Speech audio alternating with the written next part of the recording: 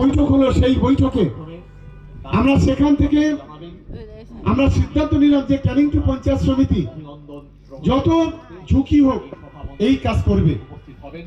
আমি ধন্যবাদ জানাবো আমাদের ক্যানিং টু পঞ্চায়েত সমিতির সহসভাপতি আবু জাফরকে, যার কথা না বললে হবে না, অক্লান্ত পরিশ্রম করেছে। এইখানকার রাস্তা, এই ব্রিজের কাজ থেকে শুরু করে প্রথম দিন থেকে অক্লান্ত পরিশ্রম করে এখন মুখ্যমন্ত্রী এখন আসেনি, এটা সাউন্ড অফ করে এবং সকলের উদ্দেশ্যে তার মূল্যবান বক্তব্য রাখবেন সাগরদ্বীপ তথা দক্ষিণ 24 পরগনা তথা হেলিকপ্টার নেমেছে, এগিয়ে চলা নামছে। দিক নির্দেশ। ঠিক আছে, এটা পরে বলবো। এখন যেহেতু মাননীয় মুখ্যমন্ত্রী হেলিকপ্টারটাও আসছে, হেলিকপ্টার দেখা পাচ্ছে।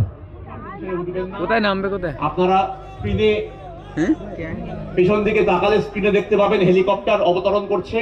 আপনারা কেউ কিন্তু নিজের আসন ছেড়ে দয়া করে উঠবেন না।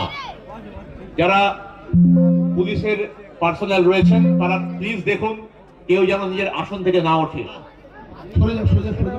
পুণ্যভূমি সাগরদ্বীপে অবতরণ করলেন পশ্চিমবঙ্গের মাননীয় মুখ্যমন্ত্রী মমতা বন্দ্যোপাধ্যায়।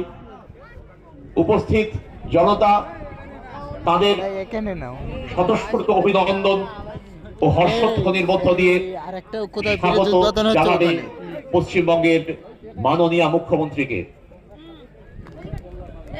আমাদের আদিবাসী ভাই বোনেরা তাদের প্রথাগত নৃত্যগীতের মধ্য দিয়ে মাননীয় মুখ্যমন্ত্রীকে বরণ করে দেবেন এবং উপস্থিত জনতা তাকে অভিনন্দনের মাধ্যমে হর্ষধ্বনির মধ্য দিয়ে স্বাগত জানাবে।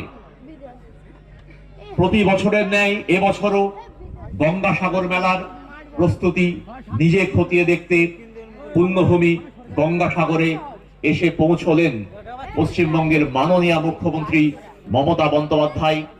তিনি আর কিছু সময়ের মধ্যেই সভামঞ্চে উপস্থিত হবেন এবং এখান থেকে বিভিন্ন সরকারি প্রকল্পের উদ্বোধন শিলান্যাস করবেন।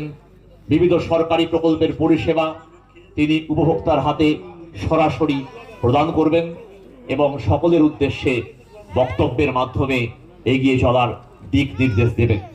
আমরা অধীর আগ্রহে যারা এই রাজপথে দাঁড়িয়ে আছেন, আমি অনুরোধ করছি আপনারা এদিকে চলে আসুন না। ওখানে দাঁড়িয়ে আছেন কেন? ওখানে যারা আছে তাদেরকে অনুরোধ করবো আপনারা এদিকে চলে আসুন, এখানে এখনই উদ্বোধন হবে, ওইখানে দাঁড়িয়ে থাকবেন না। যারা এখনো সভামঞ্চে সভাস্থলে আসছেন দয়া করে দ্রুত আসন গ্রহণ করুন। মাননীয় মুখ্যমন্ত্রী ইতিমধ্যেই হেলিপ্যাডে পৌঁছে গিয়েছেন, আর 2-1 মিনিটের মধ্যেই তিনি